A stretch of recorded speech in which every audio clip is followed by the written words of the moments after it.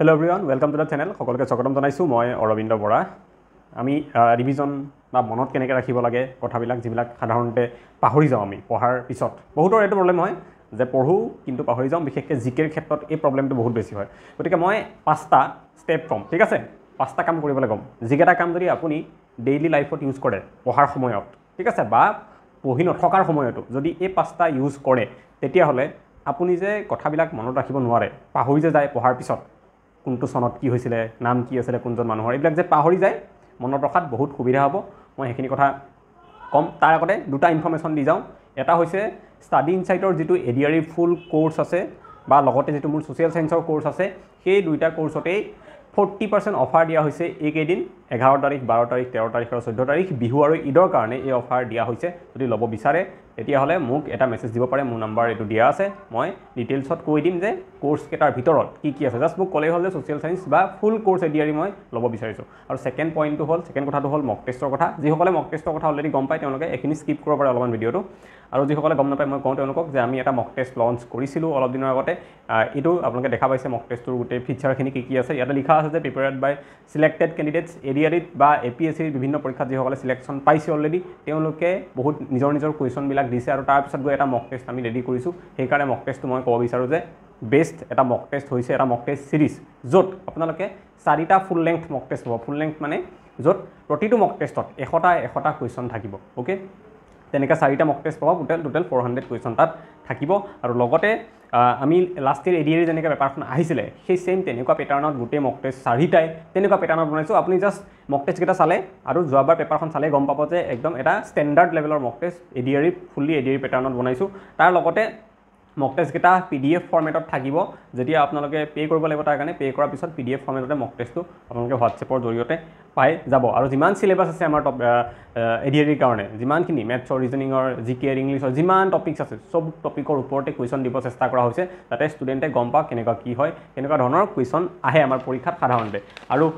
যদি দিয়ে আপুনি মক টেষ্টটো তেতিয়াহ'লে গম পাব আপোনাৰ প্ৰিপেৰেশ্যন লেভেলটো কিমানত আছে। আৰু যদি আপোনালোকে এই মক টেষ্টকেইটাত 70ৰ পৰা 80 ভিতৰত স্ক'ৰ কৰে, তাৰমানে ঠিকেই আছে আপোনালোকৰ প্ৰিপেৰেশ্যন, আৰু এনেকৈ চলাই গৈ থাকিলে হ'ব। কিন্তু যদি কোনোবাই তাতকৈ কম পায়, 70তকৈ কম পায়, 60তকৈ কম পায়, যদি 50 পৰা 70 ভিতৰত মাৰ্কছ কাৰোবাৰ থাকে, তেতিয়াহ'লে এটাই ইংগিত দিব এইটোৱে যে আপোনালোকে নিজক অলপমান ইম্প্ৰুভ কৰা দৰকাৰ আছে, নহ'লে পৰীক্ষাত গৈ প্ৰব্লেম পাব। আৰু এই গোটেইখিনি জানিবলৈ মক টেষ্টকেইটা দিলে আপোনালোকে গম পাই যাব। কেনেকৈ ল'ব মক টেষ্টটো, ছাইডত এইটো স্কেনাৰ দিয়া আছে, এইটো স্কেনাৰত আপোনালোকে স্কেন কৰি পেলাই 99 ৰুপিজ পে' কৰি পেলাই তাৰ স্ক্ৰীণশ্বটটো এই তলত যিটো নাম্বাৰ দিয়া আছে সেইটো নাম্বাৰত পঠাই দিলে আপোনালোকে হোৱাটছএপত PDF ফৰ্মেটত মক টেষ্টকেইটা পাই যাব। একেলগে এটা PDFতে গোটেই 4টা মক টেষ্ট দিয়া থাকিব। অ'কে, সেইটো হৈছে প্ৰচেছ। এতিয়া আমি আহোঁ মেইন কথাখিনিলে, আমাৰ যিটো মূল কথা, আৰু সেয়া হৈছে আমি মনত কেনেকৈ ৰাখিব লাগে। প্ৰথম কথা হ'ল, যেতিয়া আমি পঢ়োঁ কিবা এটা তাৰপিছত পাহৰি যোৱাটো স্বাভাৱিক। আপুনি নাভাবিব আপোনাৰ লগত হৈছে মানে যে এইটো বহুত কিবা হৈছে, বেলেগৰ লগত নহয়, বেলেগে পঢ়িলে চব মনত থাকে, আপোনাৰহে অকল মনত নাথাকে, তেনেকুৱা নহয়। চবৰে লগত হয়, মোৰ লগতো হয়। বহুত সৰু ফেক্টছ আছে, আপোনালোকে হয়তো মোক সুধিলেও মই নোৱাৰিম। ৱেৰাজ মই টিচিঙো কৰোঁ, মই পঢ়াওঁ, বা মই 3-4টা পৰীক্ষা পাছো কৰিছোঁ, তাৰপিছতো আজি যদি সৰু কিছুমান কথাও মই নাজানো, বিকজ কি পাহৰি যাওঁ। মেইন কথাটো সেইটো, সকলোৰে লগত সেইটো হয়, প্ৰতিজন মানুহৰ লগত। কোনোবাই APSC UPSC পাছ কৰি অহা মানুহকো কোনোবাই আপুনি ভাবিব পাৰে যে বহুত জানে, বাট নহয়, পাহৰি যায়, ফেক্টছ মনত নাথাকে বহুতৰ, ঠিক আছে? গতিকে আপোনাৰ যদি তেনেকুৱা হয়, পাহৰি যায়, একো ডাঙৰ কথা নহয়, এইটো চব মানুহৰ লগতে হয়, চবেই সেই প্ৰব্লেমটো ফেচ কৰে, ঠিক আছে? প্ৰথম সেইটো। এতিয়া মই কওঁ 5টা পইণ্টৰ কথা, যে কি 5টা পইণ্ট ষ্টেপ, মই এটা লিখা আছে, কি 5টা ষ্টেপ ফ'ল' কৰিলে আপোনালোকে কথাবিলাক মনত ৰাখিব পাৰিব আগতকৈ অলপ বেছি, আগত যিমান প্ৰব্লেমটো ফেচ কৰিছিলে অলপ কমিব, ঠিক আছে? আৰু মই এই বিষয়টোৰ ওপৰত এটা ভিডিঅ' আগতেও বনাইছিলোঁ, আজিৰ পৰা 5 মাহ আগতেও। গতিকে সেই কথাখিনিৰ ওপৰত ভিত্তি কৰি মই আগৰ কথাকেইটা কৈ আছোঁ, ঠিক আছে? প্ৰথম হৈছে যে প্ৰেক্টিছ কৰিব লাগিব আমি লিখি। যেতিয়া আমি এটা টপিক পঢ়িম ন, জিকে, তেতিয়া আমি কি কৰিব লাগিব, লিখি তাক প্ৰেক্টিছ কৰিব লাগে। এখন তাৰ কাৰণে এক্সট্ৰা কপি লৈ ল'ব লাগে, ঠিক আছে? মই মোৰ এখন দেখাই দিছোঁ ইয়াতে, মোৰ এখন বহী ইয়াতে আছে, যিখনত মই লিখি প্ৰেক্টিছ কৰোঁ সদায়। সেইখন হৈছে এই বহীখন, ঠিক আছে? এইবোৰ অ'কে, মই যেতিয়া ইকনমিক্স পঢ়িছোঁ তেতিয়া এইবিলাক এনেকৈ ডায়েগ্ৰাম আঁকি এনেই আগবাগ মই কৰি গৈছে, ঠিক আছে? আৰু যিকোনো এটা টপিক যেতিয়া মই পঢ়োঁ তেতিয়া মই কি কৰোঁ, ইয়াত লিখি যাওঁ, ঠিক আছে? মই আহোমৰ যিখিনি আছে, মই ৰিভিজন কৰিছিলোঁ এইখিনি, ঠিক আছে? আহোমৰ ৰজাবিলাকৰ কথা। মোৰ হেণ্ডৰাইটিং বেয়া, চবেই গম পাইছে এইটো কথা। তো মই এনেকৈ লিখি প্ৰেক্টিছ কৰিছিলোঁ, ঠিক আছে? প্ৰতিজন ৰজাৰ বিষয়ে। এনেকুৱা নহয় যে অকল পঢ়ি আছোঁ বা ইউটিউবৰ ভিডিঅ' চাই আছোঁ, এই কমফৰ্ট জ'নটোৰ পৰা ওলাব লাগিব। অ'কে, ভিডিঅ' এটা লগাই লৈ চাই থকাটো পঢ়া বুলি নকয়, সেইটো এক্টিভ ষ্টাডি নহয়। সেইটো ইনএক্টিভ ষ্টাডি মানে বেলেগে পঢ়াই আছে কাম বেলেগে কৰি আছে আপুনি জাষ্ট চাই আছে নিজৰ কমফৰ্টত থাকি পেলাই সেই কমফৰ্টটো ভাঙি বাহিৰত ওলাই আহিব লাগিব এনেকৈ লিখি লিখি লিখি লিখি ব্ৰেইনক কষ্ট দিব লাগিব হাতক কষ্ট দিব লাগিব চকীত বহি পেলাই ফিট হ'ব লাগিব টেবুলত পঢ়িব লাগিব নহ'লে নহ'ব ঠিক আছে তো এনেকুৱা এখন বহি লৈ ল'ব এক্সট্ৰা সেই বহিখনত যি আপোনালোকে পঢ়ে লিখি লিখি এনেকৈ ঠিক আছে অ'কে আপোনালোকে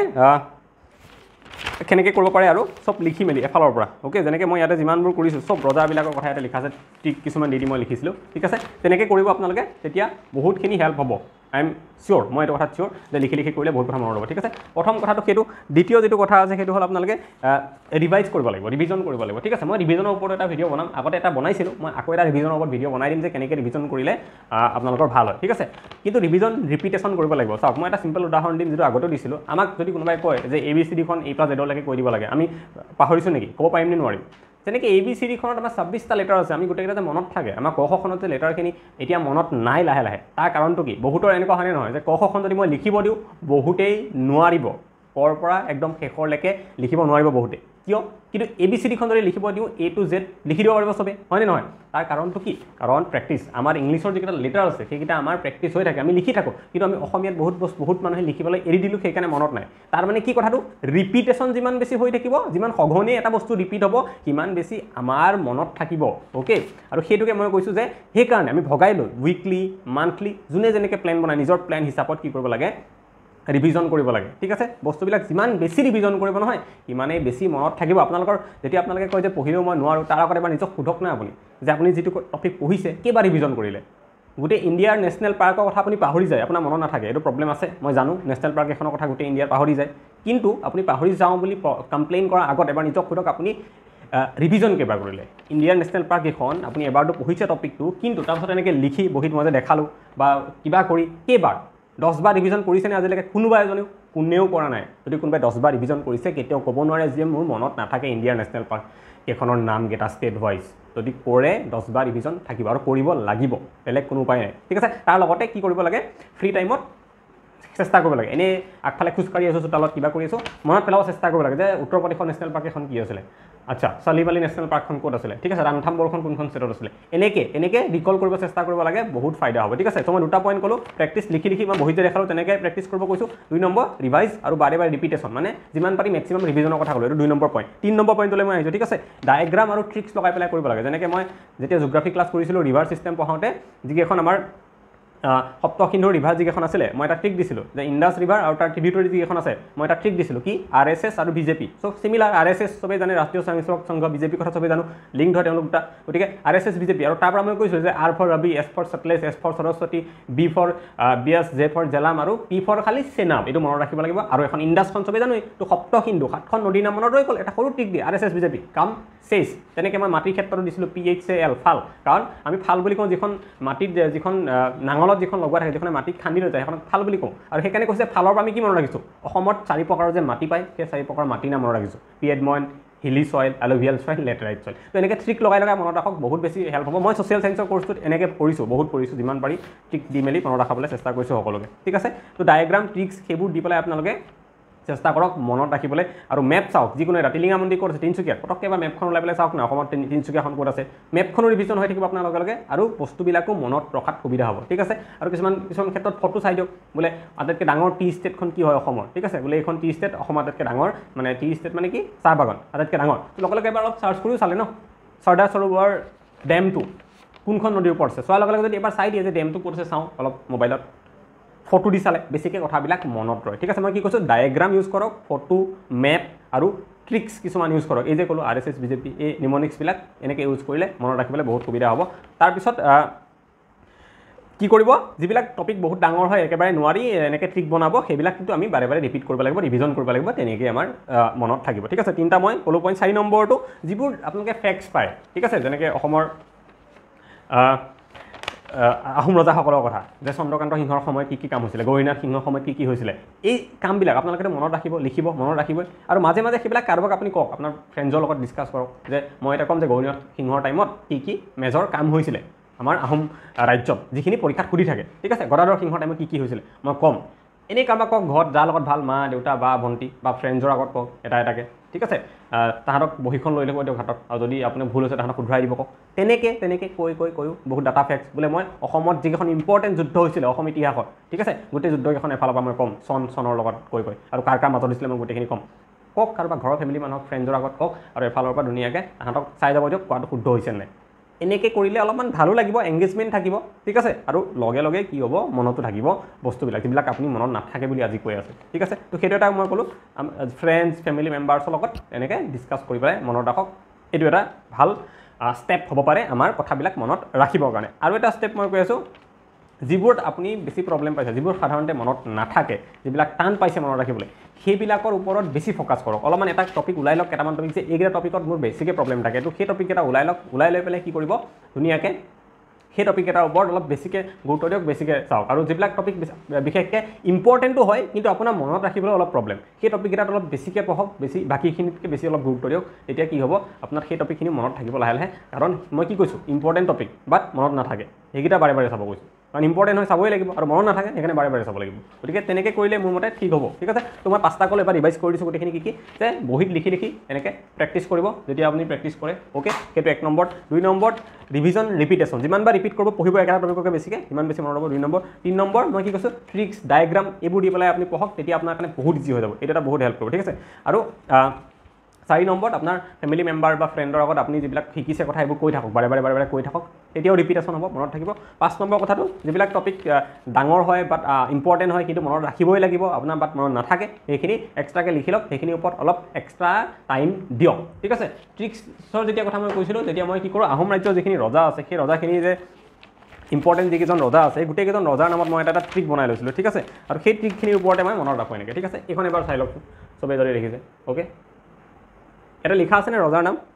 চুডাংফা চুহুংমুং চুকলেংমুং চুকামফা প্ৰতাপ সিংহ হয়নে আৰু এটা ট্ৰিক বনাইছোঁ যে চুহুংমুঙৰ ট্ৰিকটো কি BSS BSc CDR অ'কে চবৰে এটা মই এনেকৈ নিমনিক্স বনাইছোঁ এতিয়া মই গম পাম BSS BSc চুহুংমুং B4 কিবা এটা হয় ঠিক আছে S4 কিবা এটা হয় তেওঁ তাৰপিছত দেন B4 S4 কিবা C4 কিবা D4 কিবা R4 কিবা মানে কিবা এটা কাম কৰিছে সেইটোক লৈ পেলাই ঠিক আছে মই মোৰ হিচাপত বনাইছোঁ চবেই নিজৰ হিচাপত বনাই ল'লে তেনেকৈ সুবিধা হ'ব মনত ৰাখিবলৈ এইটো হৈছে ট্ৰিকৰ পাৱাৰ আৰু তেনেকেই গোটেই আহোমত যিমানখিনি ৰজা আছে গোটেইকেইজন ৰজাৰ টাইমত কি ইম্পৰ্টেণ্ট কাম হৈছিলে প্ৰতিজন ৰজাৰ লগত ৰিলেটেড যি আছে কাম যিখিনি পৰীক্ষাত প্ৰায় আহি থাকে APSC-লৈকে হেল্প হৈ যোৱাকৈ মই বনাইছোঁ মাত্ৰ আধা পেজত